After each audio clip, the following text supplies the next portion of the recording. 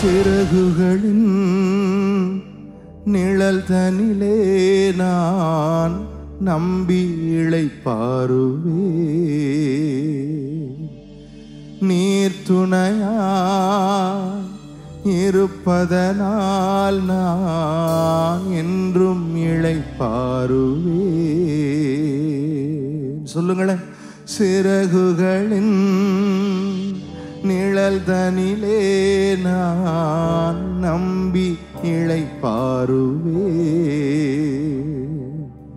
நீர் துணையா இருப்பதனால் நான் என்றும் இளைப்பாறுவே. கண்மணி போல என்னை காப்பவரை நான் நம்பி இளைப்பாறுவே. கண்ணுறங்காமல் காப்பவரை நான் நம்பி இளைப்பாறுவே. கண்மணி போல என்னை, கண்மணி போல என்னை காப்பவரை நான் நம்பி இளைப்பாறுவே. கண்ணுறங்காமல் காப்பவரை நான் நம்பி இளைப்பாறுவே. மறைவிடமே ஆராதனை, உறைவிடமே உமக்கு ஆராதனை. அடைக்கலமே ஆராதனை, புகழிடமே உமக்கு ஆராதனை. மறைவிடமே, மறைவிடமே ஆராதனை, உறைவிடமே உமக்கு ஆராதனை. அடைக்கலமே ஆராதனை, புகழிடமே உமக்கு ஆராதனை. ஆராதனை உமக்கு ஆராதனை, என்னை நேசிக்கும் இயேசுவே ஆராதனை. ஆராதனை உமக்கு ஆராதனை, என்னை ஆதரிக்கும் இயேசுவே ஆராதனை. கரங்களை தட்டி அந்த மகிமை அனுபவிக்கிறவர்கள், தேங்க்யூ ஹோலி ஸ்பிரிட்.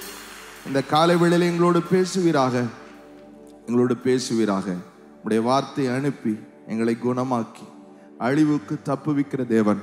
உடைய வாயிலிருந்து புறப்படுகிற வார்த்தைகள் கிரியை செய்யும். அது அனுப்பப்பட்ட நோக்கத்தை நிறைவேற்றும். அது வெறுமையாய் திரும்பாது. உம்முடைய வார்த்தைக்கு எங்கள் இருதயத்தை நாங்கள் திறந்து அர்ப்பணிக்கிறோம். கிரியை செய்வீராக. இயேசுவின் நாமத்தில் ஜெபிக்கிறோம் நல்ல பிதாவே, ஆமென். ஹல்லேலூயா, ஹல்லேலூயா. 1 யோவான் 5வது அதிகாரம் 4வது வசனம். 1 யோவான் 1 John chapter 5 verse 4, 4வது வசனம். தேவனால் பிறப்பதெல்லாம் உலகத்தை ஜெயிக்கும்.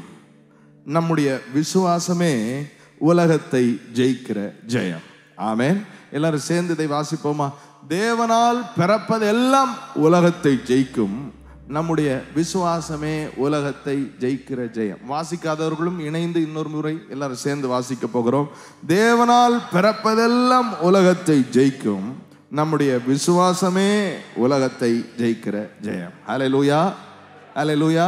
இந்த வசனத்தில் நாம் கவனிக்கிறோம், தேவனால் பிறப்பது எல்லாம் உலகத்தை ஜெயிக்கும். ஆமென் சொல்லுங்களேன். ஒரு ஓட்டப்பந்தயத்தை எடுத்துக்கொண்டால் அதில் 10 பேர் ஓடினா ஒருவர் ஜெயிப்பாங்க, இல்லை இல்லை அதிகபட்சம் போனால் ஃபர்ஸ்ட், செகண்ட், தேர்ட் 3 பரிசுகள் கொடுக்கப்படும். ஆனால் வேதம் சொல்லுகிறது தேவனால் பிறப்பது எல்லாம் உலகத்தை ஜெயிக்கும்.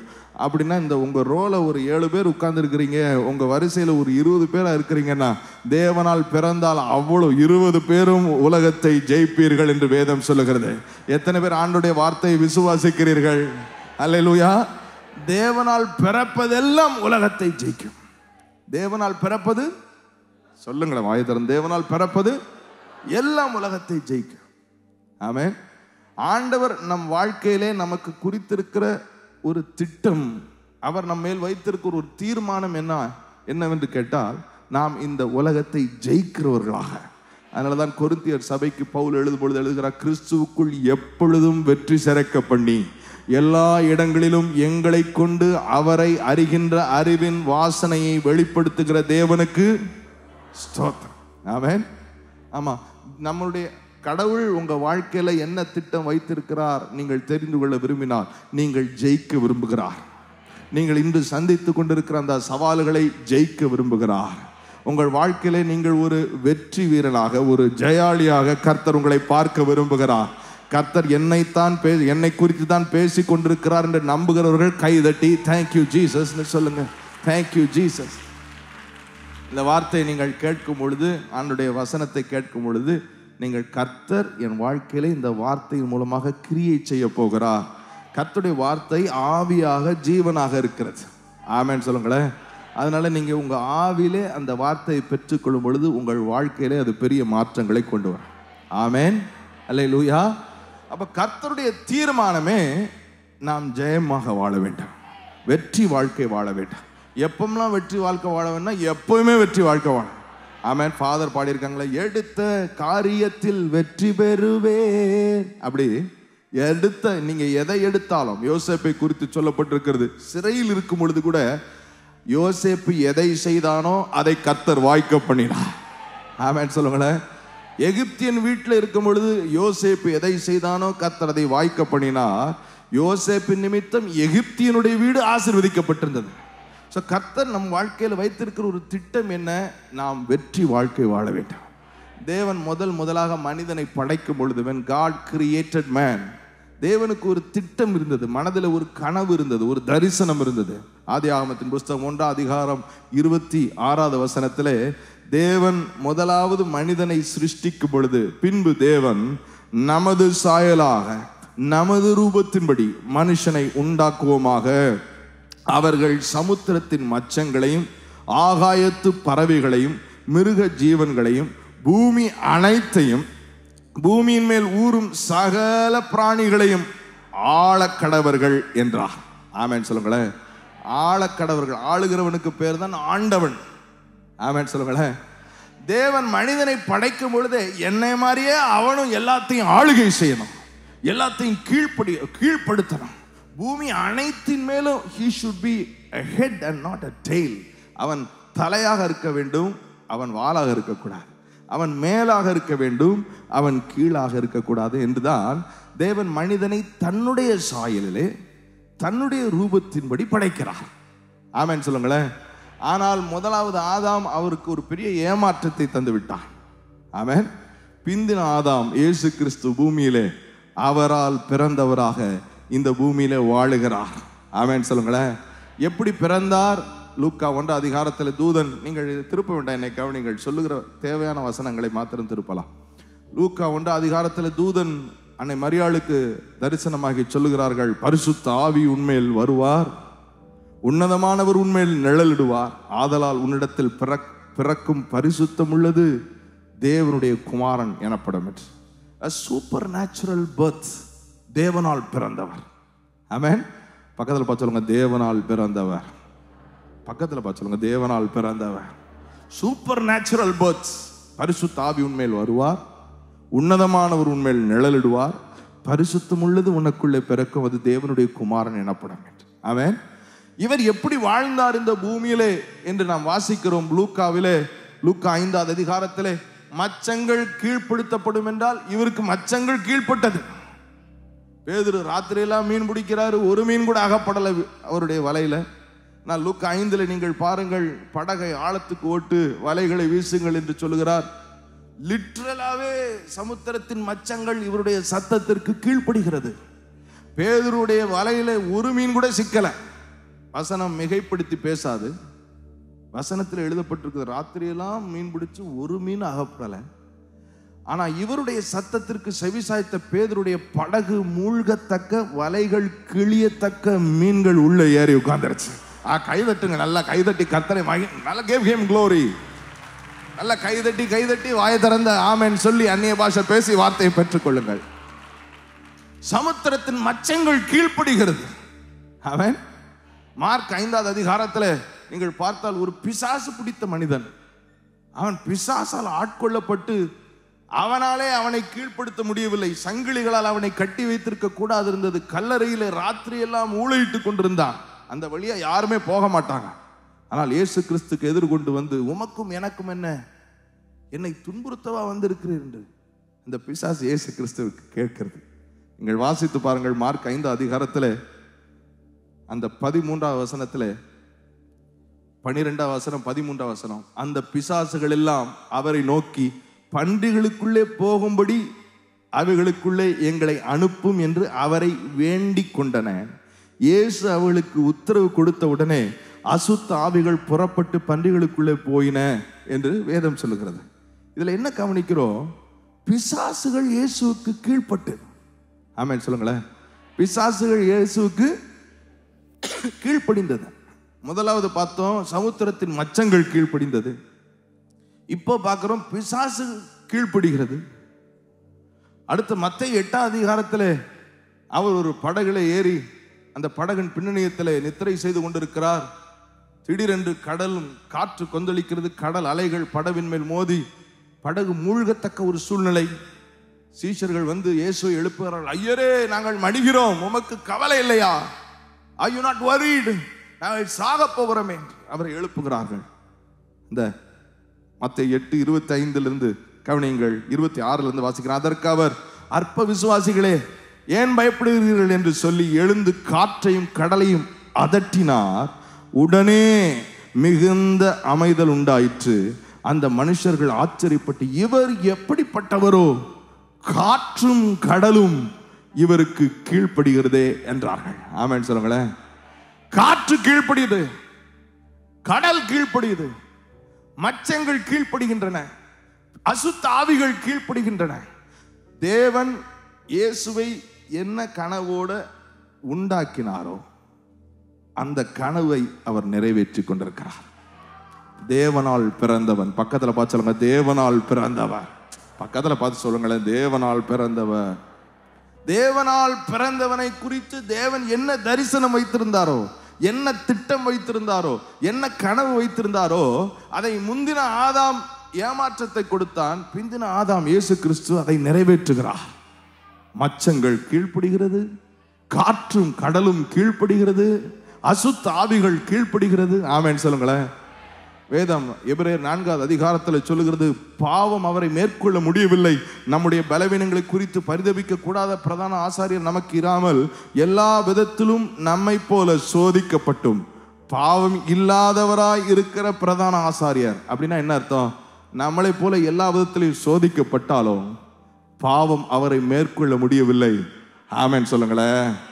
தேவனால் பிறந்தவன் எல்லாவற்றிலையும் ஆளுகை செய்கிறார். ஆமென் சொல்லுங்களேன். எல்லாவற்றிலையும் எதுவுமே அவர் ஆளுகை செய்ய முடியல. எல்லாத்தையும் அவர் ஆளுகை செய்கிறார். தேவனால் பிறந்தவர். ஆமென் சொல்லுங்களேன். நீங்க சொல்லலாம், அவர் இயேசுங்க, அவர் தேவனால் பிறந்தவர். அவர் என்ன நம்மளை போல கணவன் மனைவி உறவுல பிறந்தவரா, புருஷ சித்தத்தில் பிறந்தவரா, மனுஷ சித்தத்தில் பிறந்தவரா, இல்ல இரத்தத்தில் பிறந்தவரா? அவர் பரிசுத்த ஆவியானவர் அன்னை மரியாள் மேல வந்து உன்னதமானவருடைய வல்லமையில பிறந்தவர். அவர் ஜெயிப்பாருங்க. அவருக்கு காற்று கீழ்ப்படியும், கடல் கீழ்ப்படியும், அவருக்கு மச்சங்கள் கீழ்ப்படியும், அசுத்த ஆவிகள் கீழ்ப்படியும். அவர் நாமும் ஒன்னா? அவரை நம்மோட ஒப்பிட முடியுமா? அவருக்கு கீழ்ப்படுகிறது போல நமக்கும் கீழ்ப்படியுமா? யோவான் 1 அதிகாரம் 12வது வசனம் 13வது வசனத்தை வாசிக்க கவனிப்போம். John the Gospel chapter 1:12 and 13. அவருடைய நாமத்தின் மேல் விசுவாசம் உள்ளவர்களாய் அவரை ஏற்றுக்கொண்டவர்கள் எத்தனை பேர்களோ அத்தனை பேர்களும் தேவனுடைய பிள்ளைகளாகும்படி அவர்களுக்கு அதிகாரம் கொடுத்தார். அடுத்த வசனம் தொடர்ச்சி. அவர்கள் இரத்தத்தினாலாவது மாம்ச சித்தத்தினாலாவது புருஷ சித்தத்தினாலாவது பெறவாமல் தேவனாலே பிறந்தவர்கள். ஆமென் சொல்லுங்களேன். யோவான் 1:12 சொல்லுகிறார், அவருடைய நாமத்தின் மேல் விசுவாசம் உள்ளவர்களாய் அவரை ஏற்றுக்கொண்டவர்கள் எத்தனை பேர்களோ அத்தனை பேர்களும் அவருடைய பிள்ளைகள் ஆகும்படி லீகல் ரைட், அதிகாரம் கொடுக்கப்படுகிறது. ஆமென் சொல்லுங்களேன். அவரை ஏற்றுக்கொண்ட மாத்திரத்தில் அவர்கள் தலையெழுத்து தலைமுறை மாற்றப்படுகிறது. என்னைக்கு நீங்க இயேசு கிறிஸ்துவை ஏற்றுக்கொண்டு அவர் நாமத்தை பற்றி கொள்கிறீர்களோ, அதுக்கப்புறம் உங்களுடைய ஜெனரேஷன், உங்க ஜீனியாலஜியே மாற்றப்படுகிறது. ஆமென் சொல்லுங்களேன். உங்க ஜீனியாலஜியே.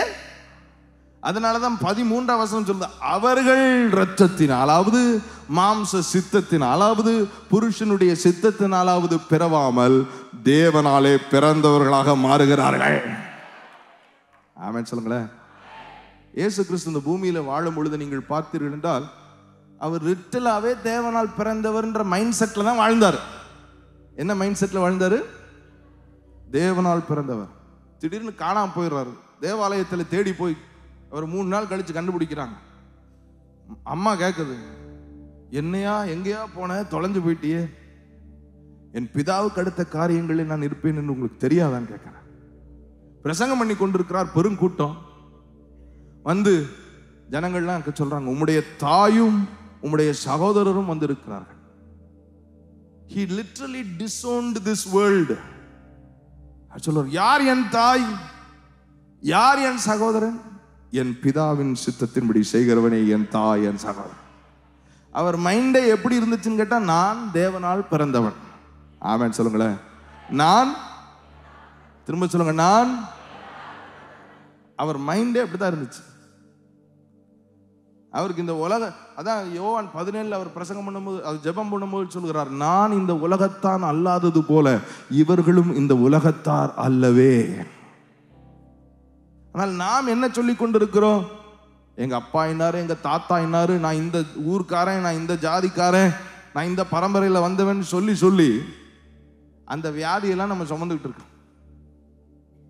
எங்க தாத்தாவுக்கு இந்த வியாதி இருந்துச்சு, எங்க அப்பாவுக்கு இந்த வியாதி இருந்துச்சு, எனக்கு இந்த வியாதி இருக்கு. எங்க தாத்தா இப்படி இருந்தாரு, எங்க அப்பா இருந்தாரு, நானும். ஆமென். இதை நாம் நம்ப ஆரம்பித்து விட்டோம். இதை நாம் பற்றி கொண்டு இந்த உலகத்தாரை போல வாழ்ந்து கொண்டிருக்கிறோம். அந்த ஃபேமிலியெல்லாம், அவங்களுக்குலாம் சுகர் இருந்துச்சு, அதனால எனக்கும் சுகர் இருக்கு. அவங்களுக்குலாம் இந்த வியாதி இருந்துச்சு, எனக்கு. அவங்களாம் இந்த வயசுல இருந்தாங்க, நானும். அவங்களாம் இந்த தோல்வியை பார்த்தாங்க, நானும் இந்த. இல்லை இல்லை, நாம் இந்த உலகத்தார் அல்ல, நாம் தேவனால் பிறந்தவர்கள். சொல்லுங்களேன், தேவனால் பிறந்தவர்கள். சொல்லுங்க, நான் புருஷ சித்தத்தினாலோ மாம்ச சித்தத்தினாலோ இரத்தத்தினாலோ பிறவாமல் நான் தேவனால் பிறந்தவன். திரும்ப சொல்லுங்க, நான் தேவனால். திரும்ப சொல்லுங்க, நான் தேவனால் பிறந்த. ஆமென். இந்த காலை வேளையில் உங்கள் மனம் புதிதாவதாக. Let your mind be renewed. இயேசு சொன்னார், நம்மளும் சொல்லலாமா? அவர் சொல்லும் போதே யோவான் 17 சொல்லுகிறார், நான் இந்த உலகத்தார் அல்லாதது போல இவர்களும் இந்த உலகத்தார் அல்ல. யோவான் 14:17. நான் இந்த உலகத்தார் அல்லாதது போல அவர்களும் உலகத்தார் அல்ல. நம்மை ஒரு குடும்பத்தில் ஒரு பெற்றோர் நம்மை கொண்டு வந்தார்கள் இந்த உலகத்துக்கு. ஆனால் நாம் தேவனால் அனுப்பப்பட்டவர்கள். ஆமென் சொல்லுங்களேன். ஒரு திட்டத்தோடு, ஒரு தரிசனத்தோடு தேவன் நம்மை அனுப்பி இருக்கிறார். என்ன திட்டம், என்ன தரிசனம்? எங்க இருந்தாலும் என் பிள்ளை ஜெய வாழ்க்கை வாழ்ந்து எனக்கு அடையாளமா இருப்பான். நானும் கர்த்தர் எனக்கு கொடுத்த பிள்ளைகளும் அற்புதங்களாக, அடையாளங்களாக இருப்போம். எப்படி இருப்போம்? தேவன் நம்மை குறித்து சொல்லும் பொழுது, நான் என் மகிமைக்கென்று நாட்டின நீதியின் விருட்சம் என்று சொல்றார். அல்லேலூயா. நீங்கள் எந்த சூழ்நிலையில, எந்த நிலையில இருந்து கொண்டிருந்தாலும் நான் உங்களுக்கு சொல்ல விரும்புகிறேன், ஒரு முடிவை எதிர்பார்த்து கொண்டிருந்தீர்கள் என்றால் நான் உங்களுக்கு சொல்ல விரும்புகிறேன், உங்கள் காரியங்கள் மாறுதலாய் முடியும். நீங்கள் கீழாகல்ல மேலாவீர்கள், வாளாகல்ல தலையாவீர்கள். கர்த்தர் உங்கள் காரியங்களை மாறுதலாய். நான் யாருக்கோ பேசத்தான் கர்த்தரை நீங்க கொண்டு வந்திருக்கிறார். இஃப் இட் இஸ் யூ, கைகளை தட்டி, கர்த்தர் என்னோடு தான் பேசிக் கொண்டிருக்கிறார், கர்த்தர் என்னோடு தான் பேசிக் கொண்டிருக்கிறார். எனக்கு தெரியுதுங்க, நான் எங்க நிக்கிறேன்னு, எப்படி முடியும்னு எனக்கு தெரியும். இல்லை இல்லை, மாற்றி முடிக்கிற நீ நிர்ணயித்தால் கர்த்தர் அதை நிலைவரப்படுத்துவா. இன்று நீ நிர்ணயித்தால் கர்த்தர் அதை நிலைவரப்படுத்துவா. இல்லை இல்லை, நான் தோல்வியாக விட மாட்டேன் என்று நீங்கள் நிர்ணயித்தால் கர்த்தர், he will turn your table upside down. நான் உங்களுக்கு சொல்லுகிறேன், நீங்கள் வெட்கப்பட்ட இடத்துல கர்த்தர் மீண்டும் உங்கள் தலையை நிமிர பண்ணுவா. எத்தனை பேர் நம்புறீங்க? ஆனால் இந்த மனநிலை, இன்று இந்த சுவிசேஷத்தை கேட்ட அந்த விசுவாசம், இந்த 1 யோவான் 5வது அதிகாரத்தில் நீங்கள் 4வது வசனத்தை நான் மீண்டும் வாசிக்கிறேன், கவனிங்கள்.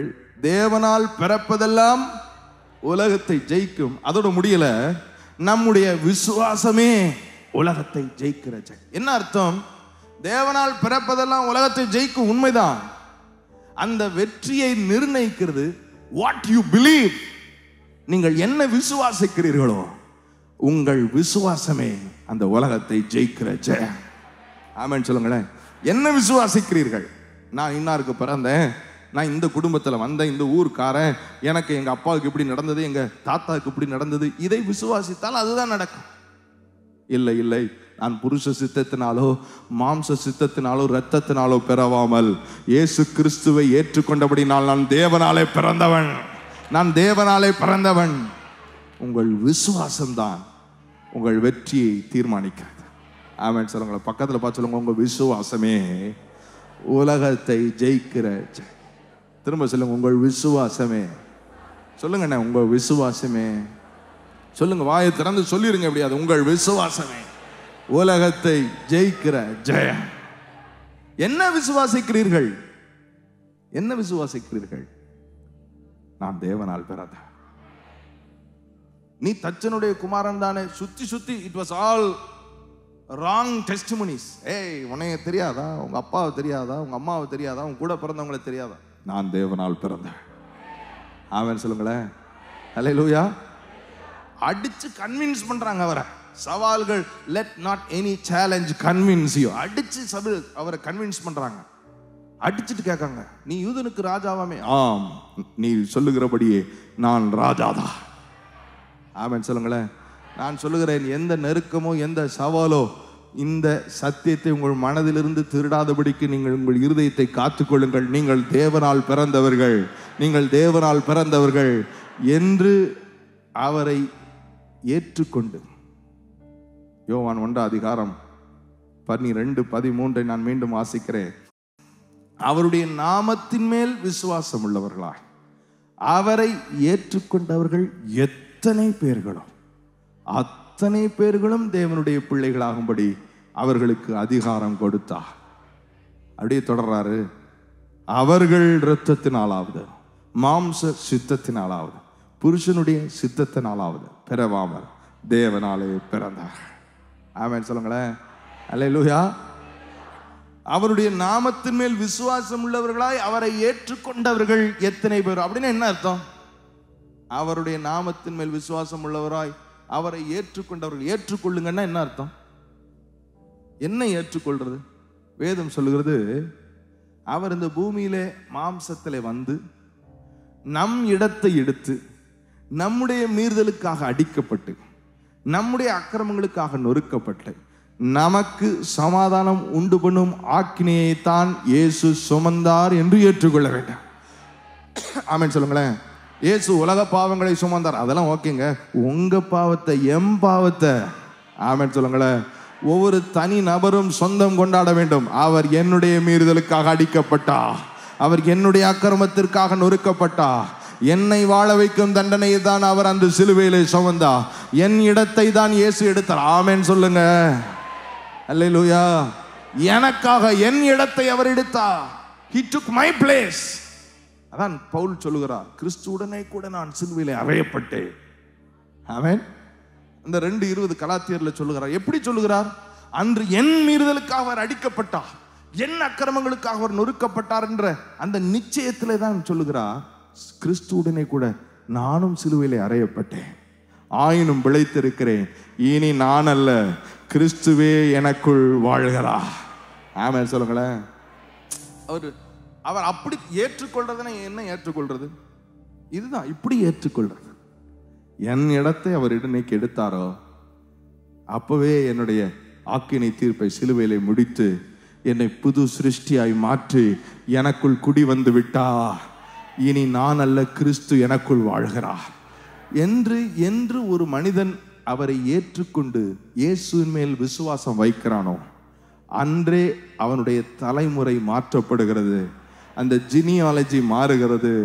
அன்றே அவன் புருஷ சித்தத்தினாலோ மனுஷ சித்தத்தினாலோ அல்ல, தேவனால் பிறந்தவனாக மாறுகிறான். எத்தனை பேர் நம்புறீங்க? கைதட்டி கர்த்தர் give him glory, give him glory. நல்ல கைதட்டி, பலமாய் கைதட்டி. ஏன்னா இயேசு கிறிஸ்து செலுத்தின கரையம் சாதாரண கரையம் அல்ல. ஆமென் சொல்லுங்களேன். அவர் பொன்னினாலும் வெள்ளினாலும் நம்மளை ரட்சிக்காவார். அவருடைய குற்றமற்ற மாசற்ற இரத்தத்தினாலே, விலையேற பெற்ற இரத்தத்தினால். ஒரு பாட்டில் ரத்தம் கொடுக்கணும்னாலே இன்னைக்கு எவ்வளோ கேள்வி கேட்குறான். ரத்தம் கொடுத்தா ஏதாவது ஆயிருமா, ஏதாவது கஷ்டமாயிருமா, ஏதாவது மூச்சு திணறல் வந்துடுமா? இல்லை, அவர் ஒவ்வொரு சொட்டு ரத்தத்தையும் நம்மை நினைத்து கடைசி சொட்டு வரை கொடுத்திருக்கிறார். The price is too big. கொடுக்கப்பட்ட விலை ரொம்ப அதிகம். ஆமென் சொல்லுங்களேன். கொடுக்கப்பட்ட விலை ரொம்ப அதிகம். அந்த விலைக்கு சரியான பலன் என்றார் நாம் இதை விசுவாசிக்க வேண்டாம். நான் என்று இயேசுவை என் இடத்திலே சிலுவையிலே பார்த்தேனோ, கிறிஸ்துவுடனே கூட நானும் அறையப்பட்டேன். ஆயினும் பிழைத்திருக்கிறேன், இனி நான் அல்ல, கிறிஸ்து எனக்குள் வாழ்கிறார். ஆமென் சொல்லுங்களேன். அல்லேலூயா. பக்கத்தில் பார்த்து சொல்லுங்க, நான் இல்லைங்க, என் பேரு தாங்க, நீங்க பார்க்குற ஆள் தாங்க, ஆனால் உள்ள மாற்றம் நடந்துருச்சு. உள்ள வாழ்றது அவர். ஆமென் சொல்லுங்களேன். எனக்குள் அவர் வாழ்கிறா, எனக்குள் அவர் வாழ்கிறா. நான் அவரை சுமந்து செல்லுகிற உடன்படிக்கை பெட்டி, அவரை சுமந்து செல்லுகிற ஆசாரியனாக நான் மாற்றப்பட்டிருக்கிறேன். கைதட்டி தேங்க்யூ ஜீசஸ்ன்னு சொல்லுங்க. Thank you Jesus. நான் தேவனால் பிறந்திருக்கேன். ஆமென் சொல்லுங்களேன். உங்க குடும்ப பேரை கேட்டாங்கன்னா உங்களுக்கு மறந்துருக்கணும். யார்ட்டையாவது கேட்கணும், என்ன உங்க அப்பா பேரே யோசிக்கணும். ஏன்னா உங்களுக்கு ஒரு அப்பா பேர் தான் ஞாபகம் இருக்கணும். நான் தேவனால் பிறந்தேன். நான் சும்மா சொல்லலைங்க, நான் சீரியஸா சொல்றேன். மறு ரூபத்தை எதிர்பார்க்கிறவர்கள் மனம் புதிதாக்குறதிலே கவனம் செலுத்த வேண்டாம். நீங்கள் உங்கள் மனம் புதிதாகிறதுனாலே மறுரூபம் ஆவீர்கள். ஆமென் சொல்லுங்களேன். Jesus lived it. இயேசு அப்படியே வாழ்ந்தார். யார் என் தாய், யார் என் சகோதரன்? நான் என் பிதாவுக்கு அடுத்த காரியத்தில் இருக்க வேண்டும், உங்களுக்கு தெரியாதா? ஆமென் சொல்லுங்களேன். அதுக்காக பொறுப்பில்லாம வாழ்ந்துடக்கூடாது. அவர் சிலுவையிலே கடைசியில சரியாய் தன்னுடைய தாயை அவர் யோவான் இடத்துல ஒப்படைக்கிறார். ஆமென் சொல்லுங்க. ஆனால் நம்முடைய நோக்கத்தை நான் பேசுகிறதுடைய நோக்கத்தை நீங்கள் புரிந்து கொள்ள வேண்டும். We are more than conquerors. இந்த உலகத்தார் அல்ல. இந்த விழுந்து போன மனிதனை நாம் அவர்களோடு ஒப்பிடக்கூடாது. பக்கத்தில் 1000 பேர் விழுந்தாலும், வலது பக்கத்தில் 10,000 பேர் விழுந்தாலும், வாதை உன் கூடாரத்தை அணுகாது. பொல்லாப்பு உனக்கு. கைதட்டி சொல்லுங்க. ராமா டீலா ராபா ஷேகா தாரா மகாந்தலா சேக்ரம். அல்லேலூயா. எத்தனை பேர் விசுவாசிக்கிறீர்கள்? நான் பேசுகிற இந்த சத்தியம் உங்களுக்குள்ளே உங்கள் மரபணுக்களுக்குள் கூட மாற்றத்தை கொண்டு வந்து கொண்டிருக்கு. மரபணுக்கள்னா புரியுதா? DNA, genes, gene. அந்த ஜீனியாலஜி தான் நான் சொல்லிக்கிட்டு இருக்கேன். அந்த ஜீனை குறித்து நான் பிரசங்கம் பண்ற சபையில ஜீன்னா என்ன கேட்டான், ஒரு அம்மா கை தூக்கிச்சா, எனக்கு நல்லா தெரியுமே, இதான் பேண்ட் தானே அப்படின்றது. அந்த ஜீன் அல்ல, மரபணுக்களை குறித்து பேசிக் கொண்டிருக்கிறேன். ஆமென். ஜீன், மரபணுக்கள் என்ன அதோடைய வேலை? ஆங்கிலத்தில் நான் வாசிக்கிறேன். The gene is considered the basic unit of inheritance. Inheriting. தலைமுறையாக கிடத்துகிற தன்மை உடையது gene. Genes are passed from parents to offspring and contain the information needed to specify physical and biological traits. நம்முடைய பயாலஜிக்கல், நம்முடைய குணங்கள், நம்முடைய யோசிக்கிற விதம், நம்முடைய செயல்படுகிற விதம், நம்முடைய நடை உடை பாவனை, இதை எல்லாவற்றையுமே தீர்மானிக்கிறது ஜீன். அதனாலதான் நம்ம உலக பழமொழி சொல்லுவாங்க தெரியுமா, புலிக்கு பிறந்தது அப்பனுக்கு தப்பாம பிறந்துட்டான்னு சொல்லுவாங்க இல்லையா? ஆமாவா இல்லையா? அது எது அந்த குணாதிசயங்களை, நட உடை பாவனைகளை நிர்ணயிக்குது என்று கேட்டால் இந்த மரபணுக்கள் தான். ஆமென் சொல்லுங்களேன். ஆனால் என்று நீங்கள் இந்த அழிவில்லாத என்றென்றைக்கும் நிற்கிறதுமான ஜீவ உள்ள தேவ வசனமாகிய அழிவில்லாத வித்தினாலே மறுபடியும் ஜெனிப்பிக்கப்படுகிறீர்களோ, அன்றே பிதாவாகிய தேவனுக்குள்ள உள்ள மரபணுக்கள் உங்களுக்குள்ள உண்டாகிறது. நல்லா கை தட்டி give him glory. 1 பேதுரு 1ஆம் அதிகாரம் 23ஆவது வசனத்துல இப்படி எழுதுகிறார். 1 பேதுரு 1ஆம் அதிகாரம் 23ஆவது வசனம், அழிவுள்ள வித்தினாலே அல்ல, என்றென்றைக்கும் நிற்கிறதும் ஜீவனுள்ளதுமான தேவ வசனமாகிய அழிவில்லாத வித்து, அந்த அழிவில்லாத வித்தினாலே மறுபடியும் ஜெனிப்பிக்கப்பட்டிருக்கிறீர்களே. ஆமென் சொல்லுங்களேன். வித்து அதுதான் ஒரு தகப்பனிடத்திலிருந்து ஒரு தாய்க்கு கொடுக்கப்பட்டு அது இந்த மரபணுக்களை கிடத்தி தகப்பனை போல பிள்ளையை சந்ததியை பாதிக்கிறது. ஆமென் சொல்லுங்களேன். நாமும் மறுபடியும் பிறந்தவர்கள், தேவனால் பிறந்தவர்கள், தேவனுடைய வித்தினாலே தான் மறுபடியும் ஜெனிப்பிக்கப்பட்டிருக்கிறோம். அந்த தேவனுடைய மரபணுக்கள் தேவனுடைய வித்தினாலே தான் நமக்குள் கிடத்தப்பட்டிருக்கிறது. அது என்ன தேவனுடைய வித்து? என்றென்றைக்கும் நிற்கிறதும் ஜீவனுள்ளதுமான தேவ வசனம் ஆகிய நல்லா சொல்லுங்களேன், தேவ வசனம் ஆகிய அழிவில்லாத வித்தினாலே மறுபடியும் ஜெனிப்பிக்கப்பட்டிருக்கிறார். ஆமென் சொல்லுங்களேன். அல்லேலூயா. முதலாவது ஆதாமை அவர் எப்படி படைத்தார்? வசனத்தை அவர் சொன்னார். நமது சாயலாக நமது ரூபத்தின்படி மனுஷனை உண்டாக்குவோமாக. அவர் வசனம் சொல்லிதான் சிருஷ்டித்தார். இன்றும் நீங்கள் கேட்கிற இந்த சுவிசேஷமாகிய வசனம் உங்களை மறுபடியும் ஜெனிப்பித்து தேவனால் பிறந்தவர்களாக உங்கள் மரபணுக்களை மாற்றிக் கொண்டிருக்கிறது. நீங்கள் கீழாகாமல் மேலாவீர்கள், வாளாகாமல் தலையாவீர்கள். நீங்கள் இன்று சந்தித்துக் கொண்டிருக்கிற சூழ்நிலையை நீங்கள் மேற்கொள்ளுவீர்கள், முற்றிலும் ஜெயம் கொள்ளுவீர்கள். கர்த்தர் யாருக்கோ சொல்லும்படி என்னை அனுப்பியிருக்கிறார். If that is you, கைகளை தட்டி நான் தான் அது, நான் தான் அது. கைதட்டி ஒரு நல்ல 30 செகண்ட்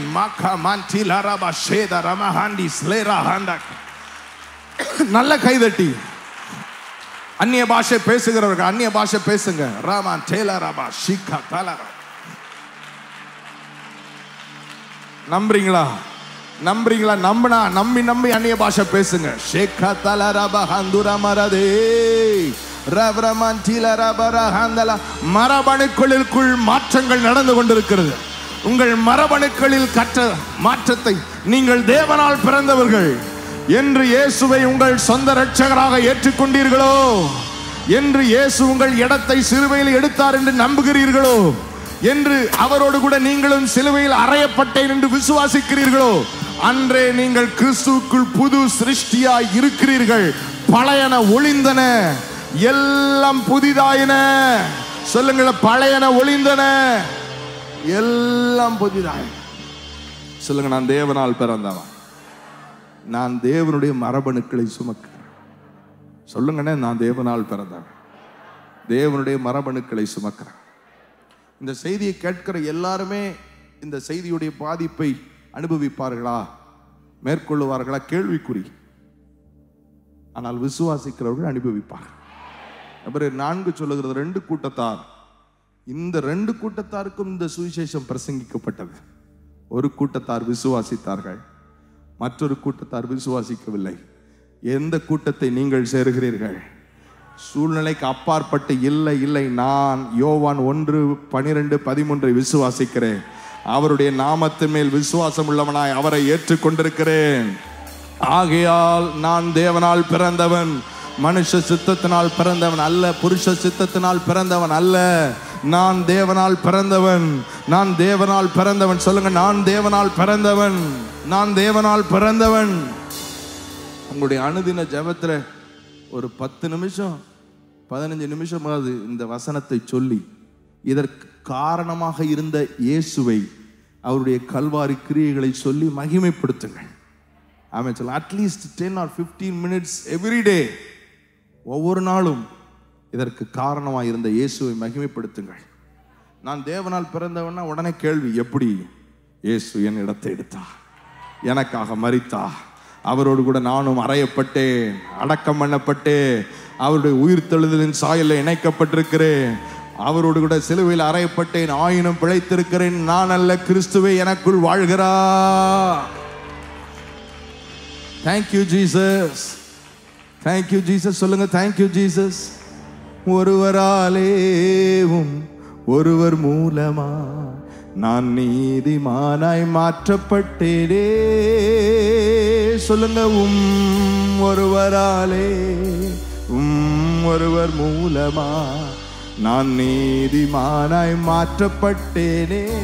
யார் காரணம்? இயேசுவே நீர் காரண என் துதிக்கு பாத்திர. இயேசுவே நீர் காரண எல்லா மகிமைக்கு பாத்திர.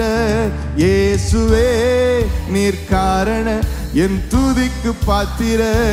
இயேசுவே நீர் காரண எல்லா மகிமைக்கு பாத்திர. உம்மை ஆராதிப்பேன் வாழ்நாள் எல்லாம். உம்மை ஆராதிப்பேன். சொல்லுங்க, இயேசுவே இயேசுவே நீர் காரண என் துதிக்கு பாத்திர. இயேசுவே நீர் காரண எல்லா மகிமைக்கு பாத்திர. இயேசுவே நீர் காரண என் துதிக்கு பாத்திர. இயேசுவே நீர் காரண எல்லா மகிமைக்கு பாத்திர. உம்மை ஆராதிப்பேன் வாழ்நாள் எல்லாம். உம்மை ஆராதிப்பேன் வாழ்நாள் எல்லாம். உம்மை ஆராதிப்பேன் ஆராதிப்பேன் வாழ்நாள் எல்லாம். உம்மை ஆராதிப்பேன் வாழ்நாள் எல்லாம். ஜீவனை பெற்று நான் ஆளுகை செய்திட கிருபையையும் நீதியையும் நீரிவாய் தந்தீரே. ஜீவனை பெற்று நான் ஆளுகை செய்திட கிருபையையும் நீதியையும் நீரிவாய் தந்தீரே.